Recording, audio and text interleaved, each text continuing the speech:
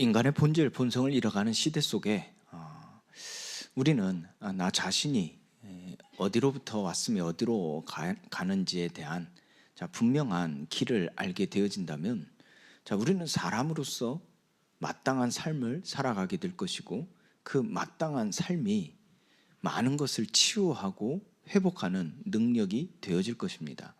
그래서 우리는 환경, 상황 속에서 잘 안 되어지고 힘들고 어렵다, 그것을 어떻게 나의 환경을 바꿀까, 나의 처지를 바꿀까, 이것으로 시작하는 것이 아니라 하나님의 창조된 사람, 그 사람이 어떠한 존재인지를 아는 데서부터 시작하고, 그 알미 결국은 하나님의 지으신 모습대로 되돌아가는, 곧 인간의 본성, 그 본질로 되돌아가는 데서 모든 치유와 회복의 시작이 되어지는 것입니다.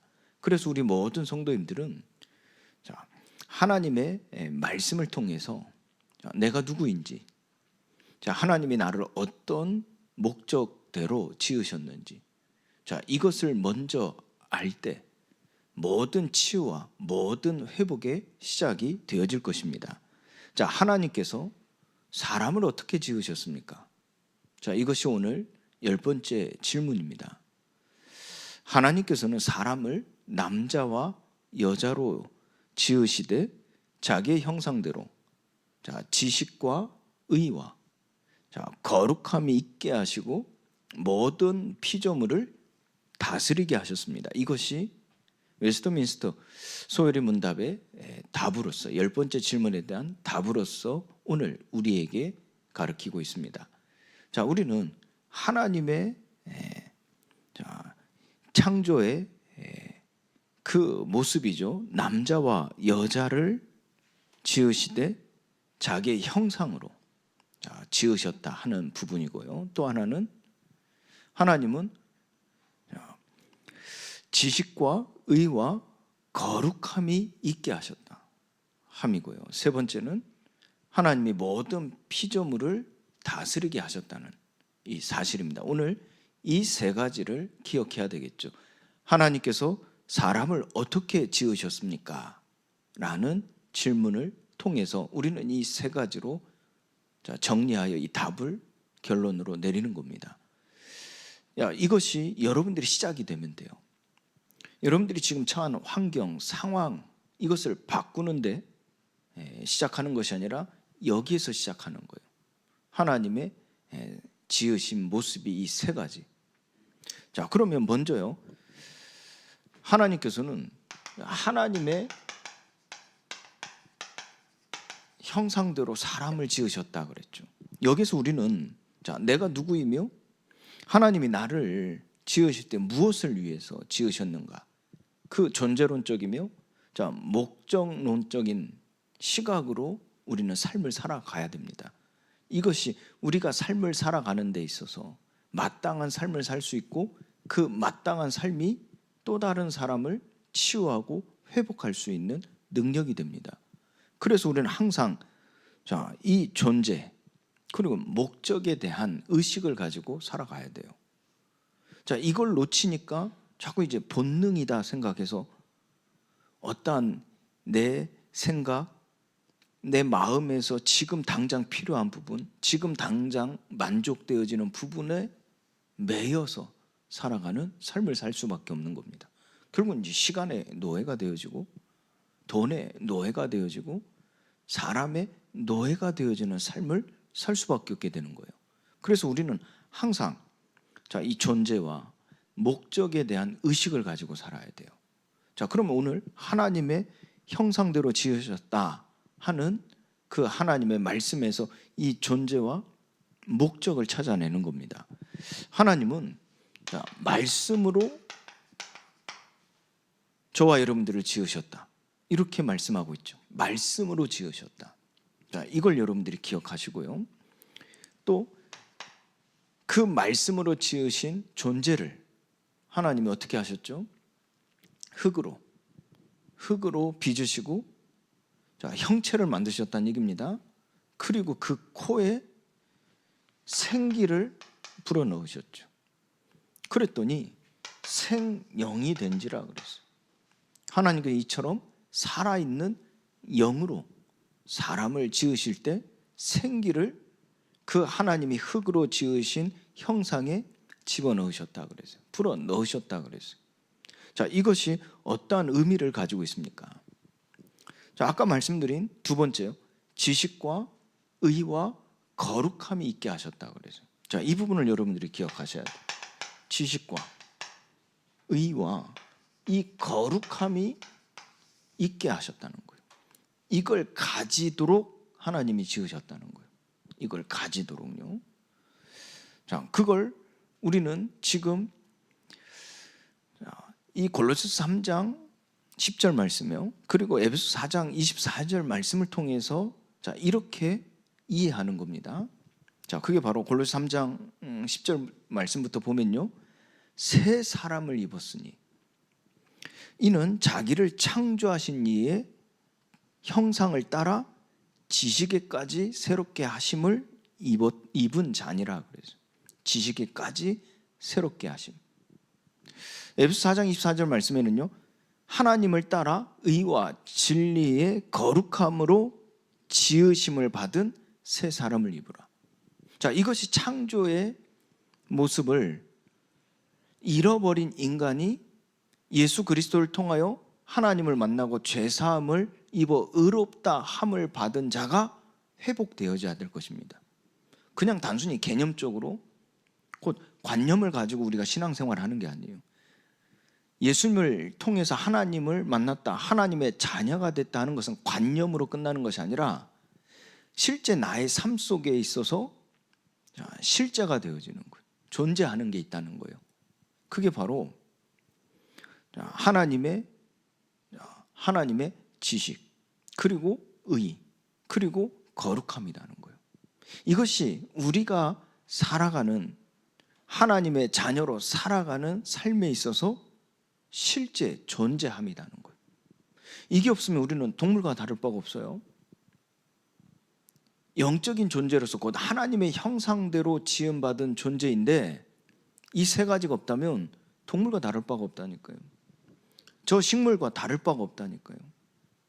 하나님은 이처럼 이 형상을 만드신 것으로 사람을 지으실 때 끝난 것이 아니라 어떻게 해요? 그 코에 생기를 불어넣으셨다고 그래요. 그래서 생명이 되게 하셨어요. 그 생명이 되게 하셨다는 것은 사람에게 이 세 가지를 있게 하셨다는 거예요. 그런데 우리가 죄로 말미암아 사망이 들어오고 난 이후에 곧 하나님을 떠나 이 세상 가운데 곧 어두운 가운데 있을 때 하나님의 형상을 잃어버리게 되어진 모습이 바로 이 세 가지를 잃어버린 겁니다. 이 세 가지를 잃어버리니까 하나님의 형상이 완전히 사라지는 우리 인격이 돼버린 거예요. 우리 인격이요. 그러니까 결국은 하나님의 형상이라는 걸 우리가 어떻게 이해할 수 있어요? 바로 이 세 가지입니다. 여러분들 하나님의 형상을 곧 영이신 하나님, 육이 없고 영이신 하나님, 형상이 없으신 하나님, 그 형상을 어떻게 이해하실 겁니까? 바로 이 세 가지입니다. 지식과 의와 거룩입니다. 이걸 우리가 잃어버리기 때문에요. 곧 무지하기 때문에요. 무지하기 때문에 하나님의 형상을 잃어버린 인격이 돼버린 거예요. 그러면 하나님은 예수 그리스도로 말미암아 죄사함을 받고 하나님을 만나 하나님의 자녀가 되게 하셨다 하는 것은 하나님의 형상이 회복되어지는 것이요 곧 이 세 가지에 대한 분명한 실제를 가진다는 거예요. 관념이 아니라는 거예요. 우리가 하나님 자녀로 살아가는 삶에 있어서 실제가 존재하는 바가 되어지는 거예요. 자, 그럼 이걸 풀어 얘기하면요. 자, 먼저 지식에 대해서 얘기해 보면요. 자, 모든 것을요. 하나님의 이 관점에서요.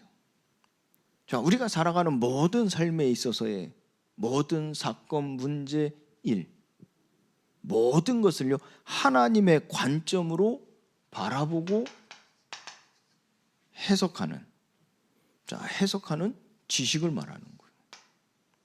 자, 다시요. 모든 것을 하나님의 관점으로 바라보고 해석하는 지식이라는 거예요. 그러니까 하나님의 관점으로. 자, 이것이 우리에게 지금 가르치는 성경적 세계관입니다. 성경적 세계관. 그러니까 이 지식이 없으면 우리는 하나님과 멀어진 삶을 살 수밖에 없는 거예요. 곧 언약이 없고 그리스도 밖에 있는 삶이요, 하나님도 없고 소망도 없는 삶이 되어지는 거예요.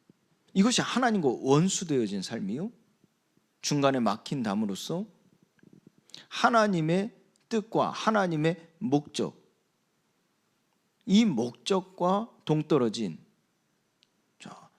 전혀 쓸모없는 존재가 돼버리는 거예요. 여기에다가 우리는 영적인 세계를 조금 더 들여다보면 어둠이라 하는 하나님을 대적하여 이 땅에 쫓겨내놓은 이 사탄이라는 그 미혹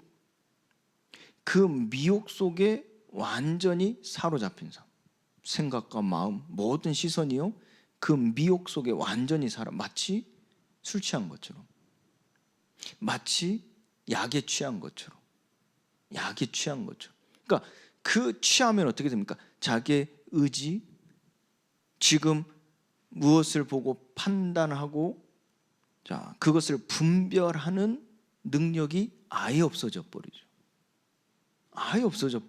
그런 삶을, 곧 혼미한 삶을 사는 겁니다. 혼미한 삶을요.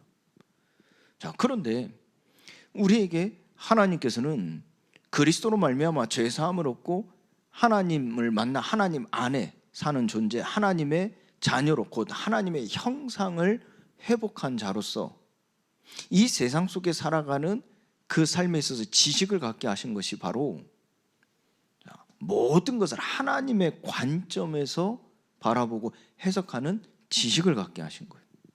창세기 3장 이후에 사람이 어떻게 되겠습니까? 선악을 알게 하는 나무의 실과를 먹는 사건, 곧 하나님의 말씀에 불순종하는 그 행위 자체에서의 죄의 시작이 아닌, 그럼 무엇입니까? 하나님의 관점이 아닌 이 사탄의 관점. 무엇입니까? 하나님은 선악을 알게 하는 나무의 실과를 먹지 말라, 네가 먹는 날에는 반드시 죽으리라 하신 것이 하나님 관점이거든요. 그런데 사탄의 관점은 무엇입니까? 결코 죽지 아니하리라. 그것이 어떻게 사람에게 영향이 되어졌습니까? 어떤 영향이 미쳐졌습니까? 하나님과 같이 되어지는, 이게 사탄이 가진 시각입니다. 사탄이 보는 관점입니다. 결국은 하나님의 말씀을 놓치니까요, 곧 하나님의 관점에서 보는 지식이 없어지니까요, 사탄이 바라보는 관점으로 인간이요 변질돼 버리는 거예요. 그러니까 하나님을 아는 지식이 없어 내 백성이 망하는도다 하는 것은 결국 살아가는 생존에 지식이 없어서 망하는 게 아닙니다. 이 관점입니다. 하나님의 관점으로 바라보는 게 아니라 사탄의 관점으로 보는 거예요. 이 관점으로. 결국은 이성의 타락이란 말이에요. 이성의 타락. 그러니까 하나님의 관점이 아닌 이 마귀의 사탄의 관점으로 보는 것이 이성의 타락이거든요. 그 이성의 타락은 결국은 깨어있음이 아니라 혼미함이란 말이에요. 깨어있는 게 아니에요. 혼미한 것이라니, 꼭 약에 취한 것처럼 혼미한 것이죠. 이성의 타락입니다. 이것은 거짓 지식에 미혹됐다는 거예요. 거짓 지식에 미혹됐다는 거예요. 여러분들 중독자 보세요. 중독자. 도박 중독에도 보세요. 도박 중독을 이 거짓 지식에 미혹되니까요, 다른 게 안 보인다니까. 환상을 가지게 되죠. 꿈을 꾸게 되어지는데 거짓 지식에 미혹되니까요, 완전히 혼미하니까 어때요? 분별이 안 되죠. 다 뺏긴다 정도가 아니라 완전히요 망한다니까요. 그 망하면 결국은 어디에 이르게 합니까? 죽음에 이르게 하는 거예요. 이 혼미한 거예요. 거짓에 완전히 혼미해져 버린 거죠. 그것이 사실은 이성의 타락이거든요. 이성의 타락. 자, 그렇다면 신앙생활의 시작은 무엇입니까? 예수님은 우리에게 자기 부인에 대해서 말씀하셨는데 그 자기 부인은 궁극적으로 무엇을 의미합니까? 하나님의 말씀과 성령으로 새롭게 되어지는 거예요. 이것이 우리의 심령이 새롭게 되어진다는 거예요. 무엇으로요? 말씀과 성령으로 우리의 심령이 새롭게 되어지니까 하나님을 아는 지식에까지 이르게 되어지는 거예요. 이걸 쉬운 말로 모든 것을 하나님의 관점으로 보기 시작하는 거예요. 하나님의 관점으로. 내게 있는 문제, 사건, 지금 내가 직면한 현실, 상황, 이걸 지금 사탄의 관점에서 보는 것과 하나님의 관점에서 보는 것과는 완전히 틀려요. 이 서 있는 시작점이 틀려지고요. 걸어가는 과정이 틀리고요. 목적지가 달라진다니까.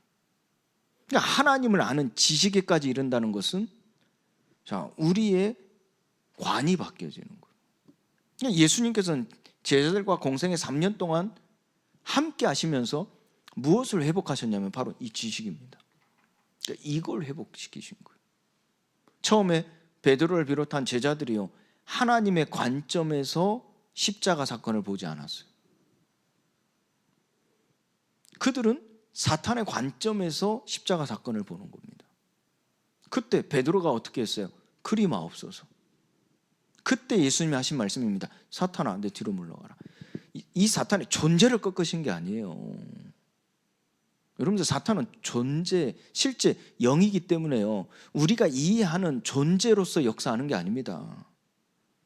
우리를 미혹하는 것이라니까요. 혼미하게 만드는 것이라니까요. 이 베드로가 사탄의 관점으로 십자가 사건을 보는 겁니다. 해석하는 겁니다. 그런데 예수님은 이 사탄을 내 뒤로 물러가라 결박같이 꺾으셨다는 것은 그 사탄의 역사는 존재를 꺾으신 게 아닙니다. 그 관점을 바꾸신 거예요. 바로 이 지식에까지 이렇게 하신 거예요. 말씀과 성령으로 베드로의 심령을 새롭게 하시는 거예요. 하나님의 관점으로 보게 하신다니까. 나중에 베드로가 이 하나님의 관점으로 십자가 사건을 이해하니까요. 자기의 삶에도 그 십자가를 받아들였다니까요. 이 베드로가 십자가에 못 박혀 죽었잖아요. 그것도 거꾸로 매달려 죽었는데요. 그 거꾸로 매달려 죽었다 하는 그 결과가 아닙니다. 베드로가 십자가에 못 박히게 되어지는 그 삶을 살았다는 거예요. 예수님처럼요. 이미 베드로에게는 이 관점이 바뀌어진 거예요. 자, 그래서 우리의 신앙생활은 그 시작이 무엇이라고 그러죠? 자기 부인입니다. 이 자기 부인은 무엇을 의미합니까? 이미 나는요 사탄의 관점으로 지금까지 살아왔단 말이에요. 사탄의 관점으로 구원받고 난 이후에도요 여전히 살아가고 있단 말이에요. 그것을 하나님의 관점으로 바꾸는 거예요. 그게 자기 부인입니다. 무조건 침묵하고 무조건 말하지 않고 무조건 그냥 쥐 죽은 듯이 살아가는 걸 보고 자기 부인이라고 하지 않아요. 교회 안에서도 그렇지 않습니까? 말하지 않고 그냥 말하지 않을 뿐이지 속에는 다 자기 것이 있거든요. 그게 자기 부인이 아니란 말이에요. 자기 부인은요 하나님의 관점으로 바뀌어지는 것이라니까. 이 지식입니다. 그리고 두 번째로요 이 의에 대하여 말씀하신 바는 하나님의 이 법, 이 법에 대하여 우리가 합당한 의지를 갖는 거죠. 하나님이 내게 말씀하신데 그 말씀에는 규례와 우리가 살아갈 법도가 있단 말이에요. 질서를 말씀하신단 말이에요. 그래서 그 말씀을 우리가 들을 때, 그 말씀을 받을 때 그 말씀에 대하여 합당한 의지가 무엇이죠? 순종이죠. 하나님의 공의, 곧 거룩한 법에 순종하려는 의지를 말하는 거예요. 그 법에 합당한 의지, 곧 순종하려는 의지가 되는 거예요. 그러니까 지키고 싶은 거죠. 그 말씀을 들었는데 하나님이 내게 말씀하신데 그 말씀을 속된 말로 미치도록 지키고 싶은 거죠. 그것으로 기뻐하는 거죠. 그것이 소망이 되어지는 거죠. 그러니까 순종하려고 하는 의지입니다. 그 공의에 대해서. 하나님의 의로운 형상, 그 의로운 형상이 우리에게 있기 때문에요. 우리는, 이 말은 즉슨 우리는 하나님의 통치의 대리인이란 말이에요. 그래서 이게 필요한 거예요. 하나님의 법에 합당한 의지가 필요한 거예요. 우리가 하나님의 형상대로 지음받았다 하면 이와 같이 지음받았다는 거예요. 원래는. 왜요? 하나님의 통치의 대리인이기 때문에. 이게 하나님의 형상이에요. 그런데 죄로 말미암아 이 이성의 타락이 결국 무엇을 가져오게 되어진 겁니까? 불순종하려는 의지입니다. 반항심입니다. 반항심. 그 대적입니다. 이 사탄의 마음이죠. 하나님의 말씀을 반하고 싶은 마음, 듣고 싶지 않은 마음, 싫은 마음. 그러니까 하나님이 무슨 말씀을 하시든지 그 말씀을 우리는 순종하고 싶은 의지가 하나님 형상이라니까요. 왜요? 우리는 하나님의 통치의 대리인이기 때문에 그렇습니다. 그런데 이 죄로 말미암아 타락한 이성이 무엇을요? 우리의 의지를 부패시키는 거예요. 내 환경, 내 상황, 내 처지, 여러 가지 이유가 있겠죠. 그리고 내가 판단하고 내가 선택하는 데 있어서 하나님의 법, 하나님의 말씀은 나와 맞지 않는 거죠. 지키고 싶지 않은 거죠. 지킬 필요가 없는 거죠. 그 의지, 그게 타락이거든요. 그게 부패한 거거든요. 하나님의 형상, 곧 말씀과 성령으로 우리의 심령을 새롭게 하실 때 하나님의 형상이 회복되어진다는 것은 그 합당한 의지를 갖는 거예요. 그래서 하나님의 의가 우리에게 실제 미치는 영향력은 무엇입니까? 성령의 내주하심이라고 그랬어요. 그럼 이 성령께서 우리의 약함을, 연약함을 동정하지 못하실 리가 아니기 때문에 이 약함, 우리의 연약함을 위하여 친히 간구하시는데요, 우리는 그 음성을 들을 때 우리의 완전히 부패되어진 이 의를 하나님이 치유하시는 거예요. 어떻게 해요? 하나님 말씀을 사모하게 되어지고 하나님 말씀을 경외하고 하나님 말씀을 사랑하게 되어지고. 무슨 말이죠? 하나님의 말씀을 미치도록 지키고 싶은 거예요. 그것이 나의 즐거움이 되어지는 거예요. 그 의지를 갖는 겁니다. 이것은 하나님의 의로운 형상, 곧 통치의 대리인으로서 왕적 직무를 가진다는 거예요. 왕적 직무. 그래서 하나님의 의가 내 안에 있을 때 내가 이 깨끗하고자 하는, 정결하고자 하는 의지를 넘어서요, 내가 정결하는, 내가 바르고 정결하게 되어지는 의지, 그 의지를 넘어서 타인과의 관계, 다른 사람과의 관계에서도 무엇이 나옵니까? 하나님의 공의를 실현하고자 하는 이 에너지가 나오는 거예요. 다른 사람과의 관계에서도요. 왜요? 하나님은 우리를 왕적인 직무를 주셨다 하는 거예요. 하나님의 통치의 대리인으로 세우셨다는 거예요. 하나님의 통치의 대리인이라는 정체성이 없다면 이게 필요가 없는 겁니다. 무슨 말입니까? 하나님이 나를 보호하시고 나를 도우시고 내게 한없는 은혜를 주실 뿐이란 말이에요. 더 이상 필요가 없다니까요. 다시 말해서 어린 아이를 돌보며 어린 아이를 대하는 여러분들의 가정 생활 속의 아이를 양육하는 그때를 생각해 보세요. 어린 아이, 혼자 스스로 걷지도 못하고 혼자 스스로 일하지 못하고 혼자 스스로 이 생산 활동을 하지 못할 그 시기 때 여러분들이 아이를 돌보는 그때를 한번 생각해 보시라니까. 그 아이에게 무슨 의가 필요하겠습니까? 그러나 여러분들에서 독립하고 이 아이가 스스로 자립할 때는 이 아이에게 필요한 게 무엇입니까? 공의입니다. 그런데 그 공의에 대하여 억지로가 아니죠. 억지로가 아니에요. 예를 들어서 공부를 하는데 억지로가 아니에요. 억지로 공부해야 된다. 직장 출근해야 되는데 억지로 출근한다. 일을 하는 게 억지로 한다. 얼마나 가겠습니까? 그런데 그것에 기쁨이 있는 거예요. 거기다 분명한 목적이 있는 거예요. 거기에 대해 내가 존재하는 가치가 있는 거예요. 그럼 그걸 준비하고 그 일을 행하는 속에서 나의 기쁨이 되어지고 그 속에서 내가 빛나게 되어지는 것을 느끼게 되어지는 거예요. 그럼 공부하라고 해서 공부를 하겠습니까?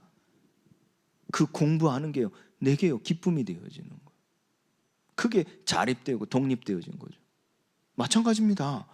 우리가 하나님의 형상대로 지음받았다. 곧 죄 가운데 있던 우리가, 허물과 죄로 죽었던 우리가 그리스도로 말미암아 깨끗게 되어지고 의롭다함을 받을 때 하나님의 형상이 회복되어지는 것은 그 의, 곧 하나님의 법을 즐거워하는 우리의 의지가 회복되었다는 얘기거든요. 이것은 무엇 때문입니까? 하나님의 제사장 직무를 감당해야 하기 때문에 그래요. 하나님이 우리를 통하여 이 세상 만물을 통치의 대리인으로 세우셨기 때문에요. 이로써 우리는 내 스스로 살아가는 그 삶을 넘어서요, 다른 사람과의 관계 속에서 하나님의 공의를 실현시키고자 하는 의지를 갖게 되어진다는 거예요. 자, 그리고 이 거룩함에 대해서요 말하는 것은 무엇입니까? 하나님을 향한 정결입니다. 곧 거룩입니다. 거룩. 이것은 무엇과 관련이 있냐면요, 우리의 이 인품. 자, 인품에 빗대어서 얘기해 보면요, 정서입니다. 정서. 그러니까 내 정서가 어떠냐 하는 거예요. 내 정서가 바뀌어지는 거예요. 여러분들 예수 믿고요, 교회 다니고 예배하고 기도도 하고 전도도 하고 하는데 정서가 바뀌지 않으면 결국은 그 타락한 삶에서 치유가 안 됩니다. 정서가 바뀌지 않으면요, 그 어둠의 유혹에서 끝내 넘어집니다. 정서가 바뀌지 않으면. 마치요, 여러분들 남자와 여자가 결혼했어요. 결혼한 두 사람이요, 서로 각자 다른 가정 환경, 가정 배경 속에 살다가 새로운 가정을 이루어서 같은 공간, 같은 시간을 또 같은 방향과 목적을 가지고 살아간단 말이에요. 근데 정서가 안 맞아 보세요. 정서가. 결국 이혼한다, 그걸 떠나서요, 하나 되지 못합니다. 결코 하나 될 수 없습니다. 그러면 두 사람의 관계가 어떨까요? 화목할 수가 없어요. 화목할 수가 없다니까. 하나 되지 못하니까요, 두 사람을 통해서 함께하는 시너지가 안 나와요. 결국 개인 플레이 할 수밖에 없어요. 근데 정서가 통하면요, 무엇을 느끼냐면 어떤 결과를 낸다 정도가 아니라요, 정서가 통하면요, 평안을 느낍니다. 안정을 느낍니다. 쉼이 됩니다. 정서가 통하면요. 여러분들 가정생활에서 여러분들 쉼이 안 되는 이유는 다른 게 아닙니다. 정서가 안 통하는 거예요. 돈이 있고 없고, 성격이 맞고 안 맞고, 단순히 그 문제가 아닙니다. 정서가 안 통하는 거예요. 그런데 돈이 없어도요, 부족해도요, 뭔가 성격이 안 맞고 추구하는 바도 틀리고 하는데 가정생활에서 함께 교제하고 살아가는데 편안하단 말이에요. 안정을 느낀단 말이에요. 그게 왜냐? 정서가 통하는 거예요. 관계에 있어서 정말 중요한 부분이죠. 자, 이 거룩이 그렇다는 거예요. 우리가 하나님께 대하여 하나님을 향한 정결을 갖는다는 것은 단순히 율법에 의해서 하나님이 거룩하니까 내가 거룩해야지, 하나님 깨끗하니까 내가 깨끗하고, 하나님이 죄가 없으니까 나도 죄를 지으면 안 돼 라는 율법 의식이 아닙니다. 율법주의가 아니란 말이에요. 정서입니다. 정서. 우리가 예수님 믿고 하나님의 자녀가 되어지는 것은 정서가 바뀌는 거예요. 정서. 그래서 거룩함은요, 자, 내 마음의 동기 그리고 이 감정이요, 오직 하나님께 고정되어 있는 상태를 말한단 말이에요. 우리 한자성어로 얘기하면 일편단심. 일편단심. 한눈 팔지 않는다는 거예요. 외도하지 않는다는 거예요. 일편단심.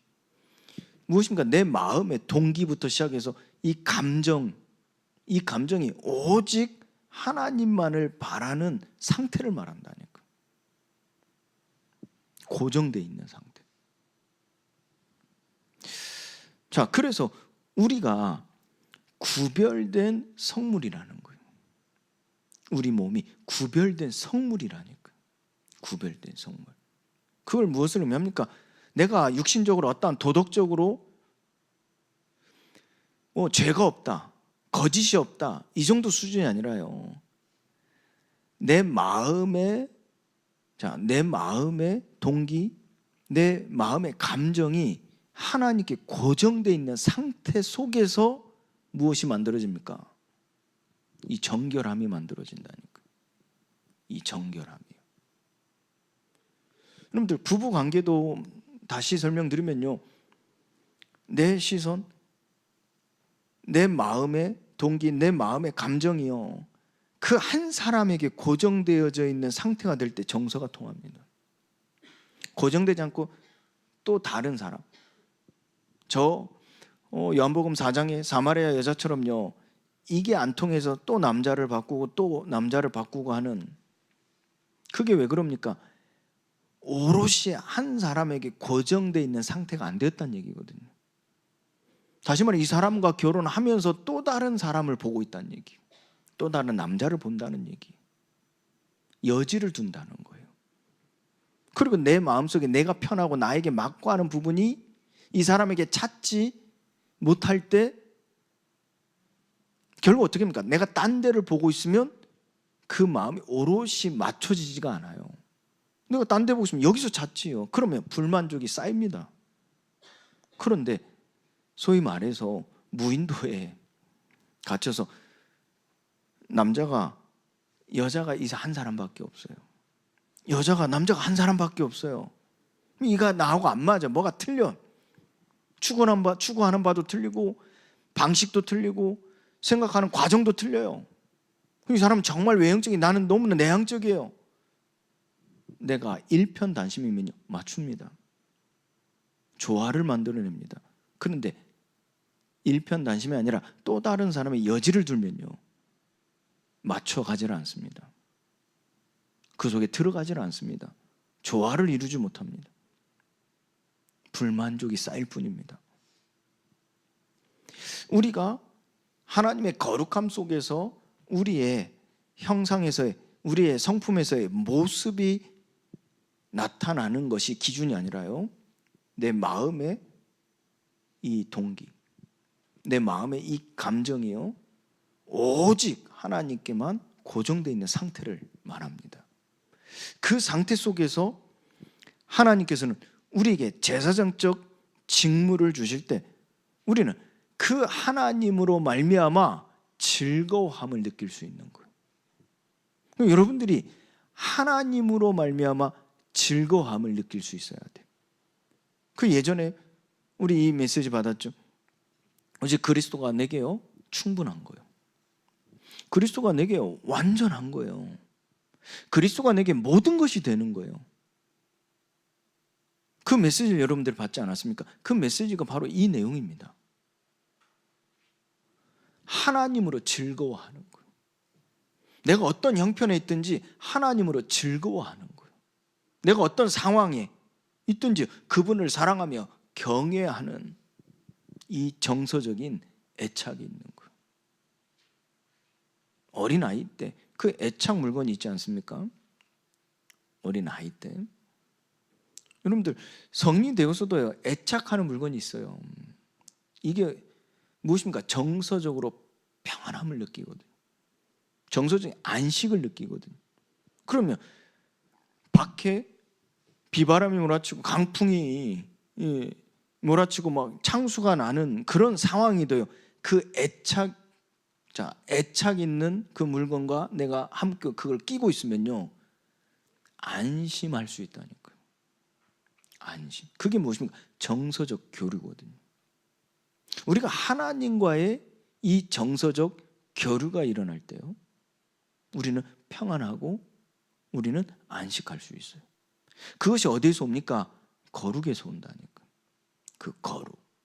그 거룩은 무엇입니까? 오직입니다. 오직. 일편단심.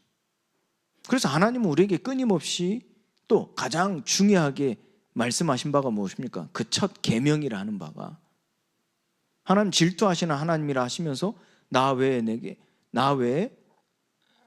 다른 신을 두지 말라 그래서. 이걸 신약에서는, 신약 성경에서는 어떻게 말씀하고 있죠? 첫째 계명이 돼요.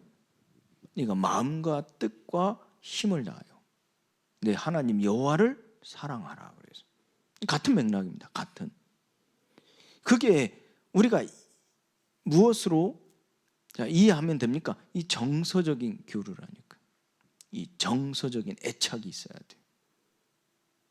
그래야 하나님의 왕적인 직무와 제사장적 직무 속에서 하나님의 통치의 대리인으로서 그 사명을 감당할 수 있어요. 그게 안 되어집니까? 사실은 그 권위, 하나님 주신 그 권세와 권위를 가지고 우리는 남용을 하는 거예요. 남용을요. 그 타락입니다. 타락. 그게 대적입니다. 이게 아담이 했던 일이라니까. 하나님 주신 그 권세를 아담이 어떻게 했죠? 남용한 겁니다. 하나님께서 주신 노아와 그의 가족들, 모든 만물이 너에게 복종할 것이라고 그랬어요. 근데 그걸 남용한 겁니다. 어떻게 해요? 자신을 위해서. 자신을 위해서. 그것이 무엇입니까? 이 세 가지를 잃어버리는 겁니다. 이 세 가지를. 곧 하나님의 형상이 부패되는 거예요. 그러니까 또 다른 무언가가 내게 필요한 거예요. 그래서 끊임없이 인간은 그 공허함 속에서 뭔가를 찾는 겁니다. 공허함 속에서 뭔가를 찾는 거예요. 그 이유가 무엇입니까? 혼돈 상태이기 때문에 그래요. 다시 말해, 이게 세워지지 못해서 그래요.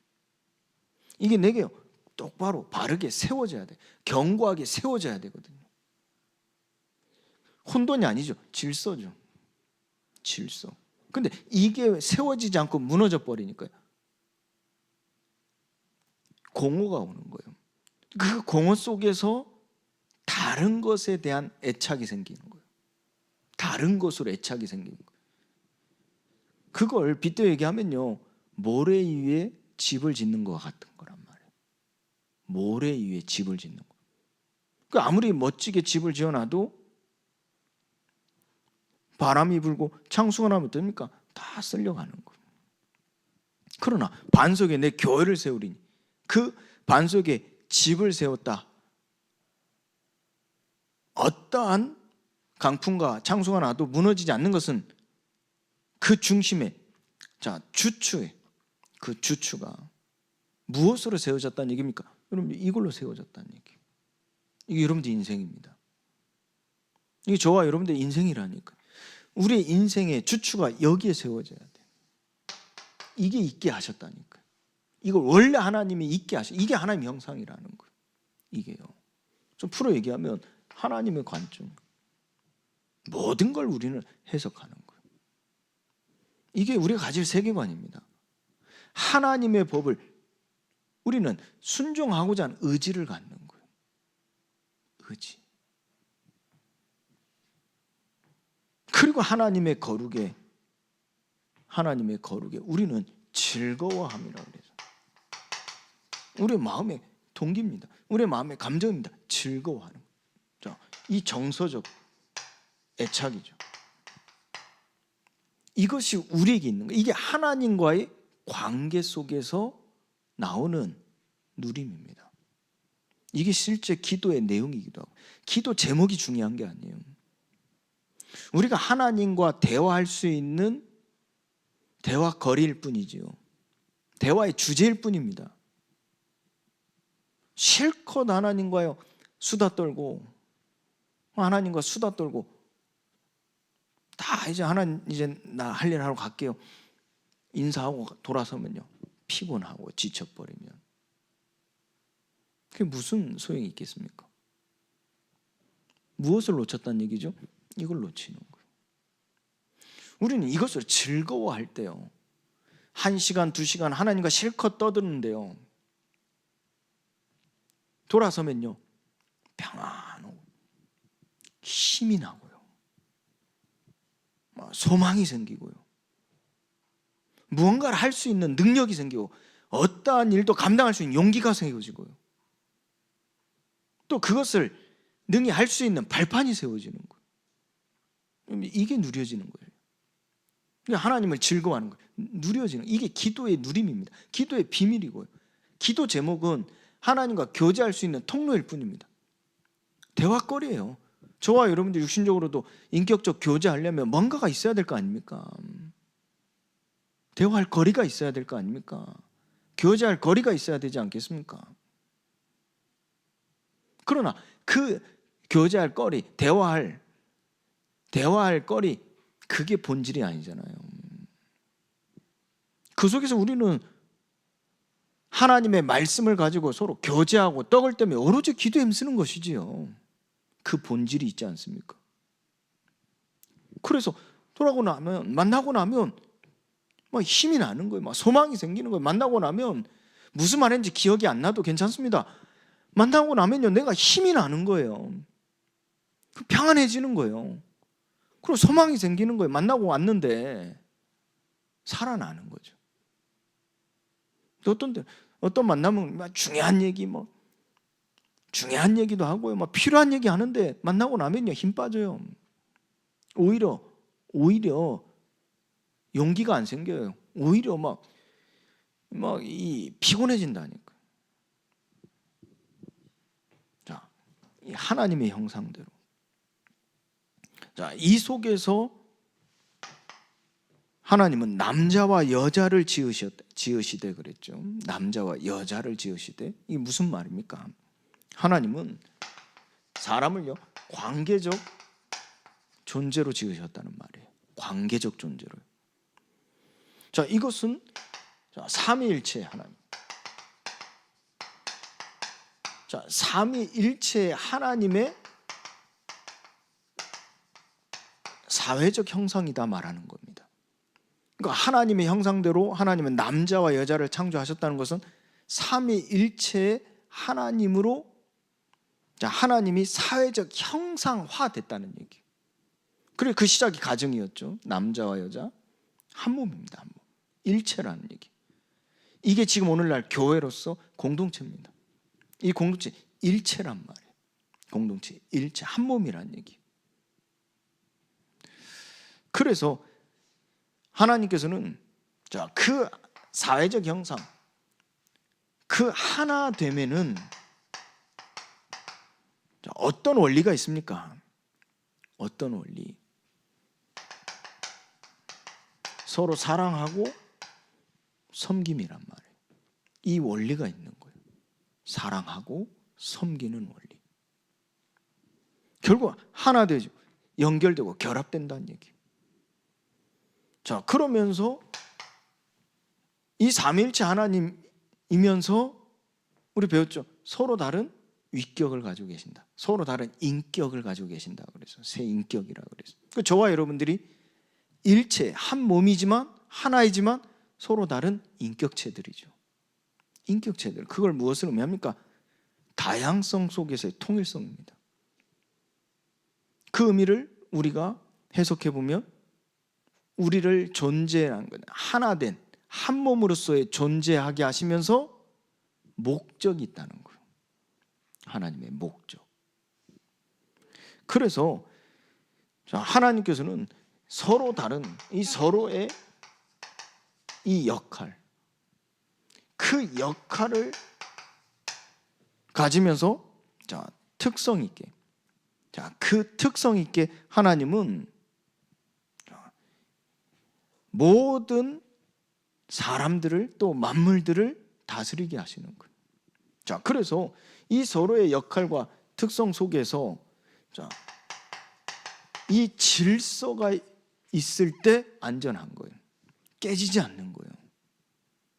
그 질서의 원리는 무엇입니까? 질서의 원리. 서로 다른 역할이라 하는 것은 곧 하나의 목적이 있고, 그 목적을 위해 서로 다른 역할 속에서 우리에게 시사하는 바는 무엇입니까? 보안입니다. 보안. 그리고 또 때로는 그 역할을 하는데 문제가 생긴단 말이에요. 그때 돕는 겁니다. 돕는 거. 그래서 서로를 돕고 부족함을 채우는 보안의 원리를 가지고 있단 말이에요. 이로써 하나님은 관계적 존재로서 사람을 지으셨다는 거예요. 그게 남자와 여자를 지으신 목적이라는 거예요. 단순히 남자, 여자 독립적인 존재를 창조하셨다라는 의미가 아니에요. 삼위일체의 사회적 형상입니다. 그것이 가정이었고 그것이 오늘날 교회입니다. 교회. 그 속에서 우리는 무엇을 이해해야 됩니까? 그 관계 속의 질서는 곧 하나됨의 섬김, 사랑입니다. 그리고 그 관계 속에서 질서는 무엇입니까?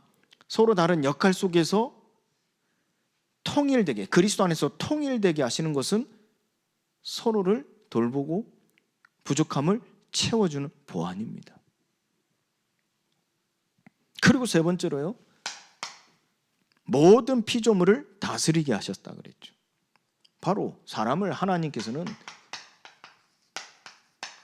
기능적 존재로 지으셨다는 겁니다. 통치의 대리인이죠. 하나님의 통치의 대리인. 이것은 지금 우리가 세상 사회에서 말하는 게 아닙니다. 네피림 이후에 네피림 완전히 타락한 바벨탑 시대 사람들의 사고에서 만들어진 기능이 아닙니다. 창조의 기능을 보셔야 돼요. 바로 이 청지기죠. 청지기적 통치라 그랬어요. 이거 하나님의 통치의 방식입니다. 청지기적 통치.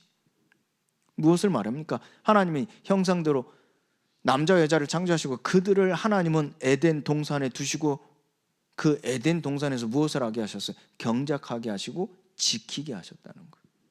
관리하게 하시는 거예요. 더 다른 말로 돌보게 하셨다는 거예요. 우리는 세상을 돌봐야 됩니다. 우리는 가정을 돌봐야 됩니다. 우리는 모든 경제부터 시작해서 모든 주어진 일을 돌봐야 돼요. 이것이 청지적 통치로서 우리를 하나님의 통치 대리인으로서 지으셨다는 말입니다. 기능적 존재를 하는 거예요. 이것은 어떻게 가능합니까? 우리의 의지, 우리의 힘과 능으로서가 아니라 하나님을 사랑함으로써, 하나님에 대한 사랑으로서 가능한 것이고, 또한 섬김과 희생의 방식으로 이루어지는 것이고, 또한 관계라는, 말씀드린 이 관계라는 질서 속에서 이루어지는 것이다 그래서. 그럼 그 관계 질서의 키는 무엇입니까? 하나님 중심주의가 돼야 돼요. 하나님 중심이 돼야 돼요. 다시 말해서 이 지식과 의와 거룩함이 내게요 살아 있어야 돼요. 이게 부패함이 아니라 썩어짐이 아니라 이게 살아 있어야 돼요. 이걸 보고 우리는 깨어 있다 하는 거예요. 우리가 깨어 있다. 여러분들 정신을 차리고 깨어 있으란 말을 어떻게 이해하고 계십니까?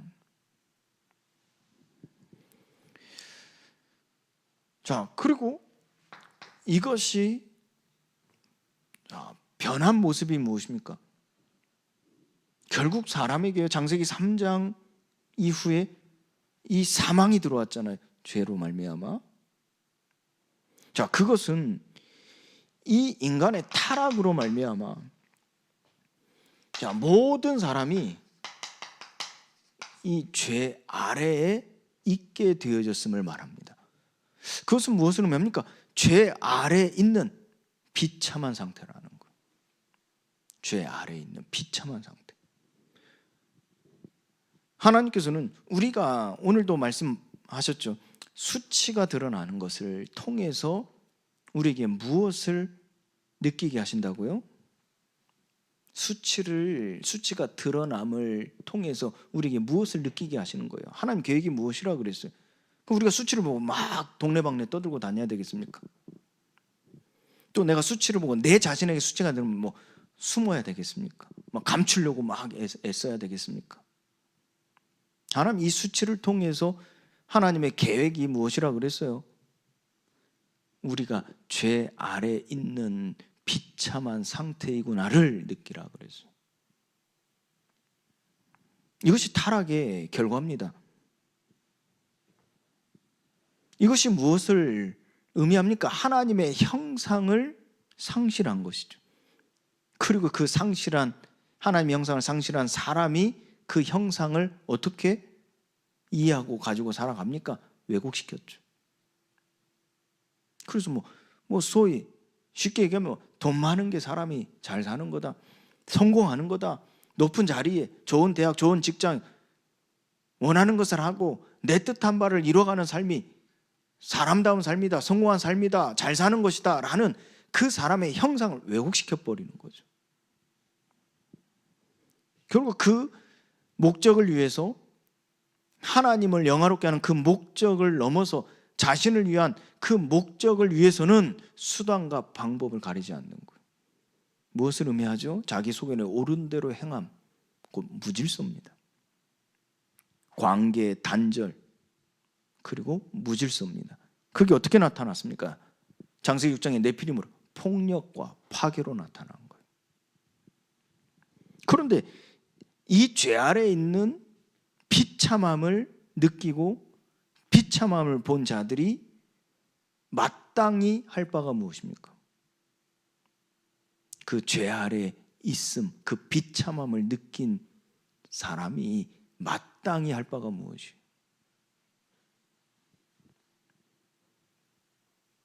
간단히 얘기하면요, 집 나간 당자가 아버지 품으로 돌아가는 거예요.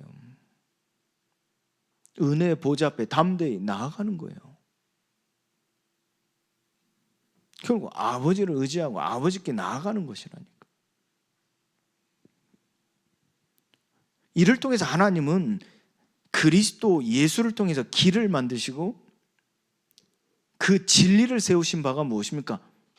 하나님의 형상을 회복받는 그 진리입니다. 그리고 생명이 되게 하신 것은 하나님의 형상을 회복받게 하시는 것. 그것이 우리에게 언제까지? 영원토록. 그게 구속입니다. 그와 같이 버려두지 아니하신다 하는 것은 우리를 구속한다는 거예요. 내 삶을 구속한다는 거예요. 내 생각과 마음을 구속하신다는 거예요. 그리스도 예수로 말미암아. 그래서 우리가 이 타락과 죄 아래에 있는 그 비참함을 느낄 때마다 우리는 그 하나님의 형상의 회복과 구속의 삶을 통하여서 믿음의 주요 또 우리를 온전하게 하신 이인 예수를 바라보는 겁니다. 그 그리스도 예수와 함께 있고 그 그리스도 예수를 우리가 닮아가고 그 예수 그리스도의 일을 우리는요 따라하는 겁니다. 그 속에서 우리에게 어떤 일들이 일어납니까? 성화가 되어지죠. 그 성화의 여정이 되는 겁니다. 이는 곧 우리를 하나님께서는 증인으로 삼으시는 거예요. 말로만 예수 믿으라, 예수 믿으면 천국 간다, 예수 믿으면 제사함 받는다, 예수 믿으면 마귀에게 속한 문제 해결된다, 예수 믿으면 운명이 바뀐다, 예수 믿으면 축복받는다, 그런 말로만 이런 것이 아니라 우리는 무엇에 대한 증인입니까? 내가 구원받았다, 내가 하나님 자녀다, 이 증인을 얘기하는 게 아닙니다. 성령이 나의 연약함을 아시고 나를 위하여 친히 간구하시고 나에게 친히 역사하심에 대한 증인입니다. 우리의 힘과 능으로가 아니라 오직 예수께서 길이 되시고 진리 되시고 생명이 되심으로 말미암아 나를 의롭다 하시고 하나님의 형상을 회복하시고 나를 구속하신 그 예수 그리스도의 일하심의 증인입니다. 이 성령의 간구하심 그리고 역사하심, 우리는 이 증인으로 서는 거예요. 뿐만 아니죠, 이 성화의 여정 속에 하나님은 우리를 끊임없이 성장시키십니다. 연단시키신다는 거예요. 그래서 우리는 그 하나님의 일하심 곧 연단 속에서 각성하는 거예요. 각성, 결국 무엇입니까? 본질로 돌아가는 거예요. 하나님이 지으신 원래 본질, 그 본성 돌아가는 거예요. 그때 그 각성이 우리를 깨끗게 하는 거예요. 정화시키는 거예요. 그래서 더 이상 내가 그 어둠 가운데 있는 것이 아니라 깨끗함 속에, 어둠 가운데 있는 것이 아니라 빛 가운데로 나아가는 그 삶의 정화. 그 삶의 정화의 시작은 무엇입니까? 내 마음의 생각이 정화되어지는 거예요. 내 마음에 계획하는 바가 정화되어지는 거예요. 내 마음에 행하는 바가 정화되어지는 거예요. 결국 무엇입니까? 이제 실천에 이르게 되는 거예요. 생각으로 끝나는 게 아니죠. 실천하게 되는 거예요. 이 각성과 정화와 실천 속에서 하나님 우리를 영적으로 성장시키시고 성숙한 하나님의 형상으로 우리를 성화시켜 가시는 거예요. 이것이 일회성으로 끝나는 게 아니죠. 우리는 평생입니다. 우리가 할 수만 있거든 우리의 다음 세대까지 이게 이어질 수 있도록 끊임없이 우리는 힘을 다하는 거죠. 어떻게 해요? 일상생활에서의 실천입니다. 일회성이 아니죠. 일상생활에서의 실천이에요. 그래서 우리는 예배하고 말씀을 준행하기를 힘쓰고 또 오로지 기도하기를 힘쓰므로 우리는 이 복음을 증거하기 힘쓰는 일상생활 속에서 실천을 통해서 하나님이 이 성화의 여정을 감당케 하시는 거예요. 결론적으로 이 모든 시작은요, 하나님과의 관계의 회복에서 시작됩니다. 하나님과의 관계, 이 회복에서 시작되어질 때 하나님 우리를 이 청지기로 하나님의 통치의 대리인으로 세우셨기에 우리는 이 하나님과의 관계에서의 시작이 결국은 피조물과의 관계로 이어지는 거예요. 그 피조물과 관계 속에서 우리는 무엇입니까? 이 모든 생명체들을 다스리게 만들고 그리고 그 사람들을 어떻게 해요? 함께 아버지께 나아감을 입게 하는 거죠. 증인으로 서는 겁니다. 그래서 피조물과의 관계가 회복되어지는 데까지 이르게 되어지는 거예요. 이 속에서 우리의 가정이, 이 속에서 우리의 모든 인간관계, 우리의 모든 일이 치유되고 회복되어지는 것이죠. 그래서 제 신문, 사람을 하나님께서 어떻게 지으셨습니까? 여기엔 답으로 하나님은 남자와 여자로 창조하시되, 자기 형상대로 남자와 여자를 창조하시되 이 거룩과 이 지식과 의와 이 거룩함이 있게 하시고 모든 피조물을 다스리게 하셨습니다. 자, 이 질문과 답은요, 우리의 삶에 있어서 구원받은 우리에게 있어서 중요한 전환점의 시작이 되는 거예요. 이걸 놓쳤다면 우리는 다시 돌아가야 되겠죠. 각성입니다. 각성해야 되겠죠. 그리고 이제 정화가 시작돼야 돼요. 정화. 그래서 우리는 조명해야 돼. 이 빛이 비춰지는 겁니다. 우리의 삶에 모든 것에 빛이 비춰는 조명하는. 그래서 우리는 성화의 여정 속에서 일상생활 속의 실천, 이것이 우리에게 필요한 시점입니다. 오늘 말씀을 통해서 하나님의 형상대로 창조된 존귀한 인간으로서 일컬음을 받게 되어지고 여러분들의 가치가 높여지는 또 응답의 시간이 되기를 예수 그리스도 이름으로 축원드립니다. 하나님께서 왜 우리를 지으셨는지를 분명히 알게 하실 때 우리가 누구인지를 정확히 알고 하나님의 목적대로 살아가는 우리의 삶이 치유되고 회복되게 하여 주옵소서. 하나님이 사람을 어떻게 지으심을 분명히 알았기에 이제는 일상 속에서의 하나님의 말씀을 통해서 그리고 성령을 통해서 지식과 의와 거룩함을 잊게 하여 하나님의 피조물을 다스리는 청지기의 사명을 감당하며 하나님의 통치 대리인으로서 그 사명을 감당케 하여 주옵소서. 예수 그리스도의 이름으로 기도합니다. 아멘.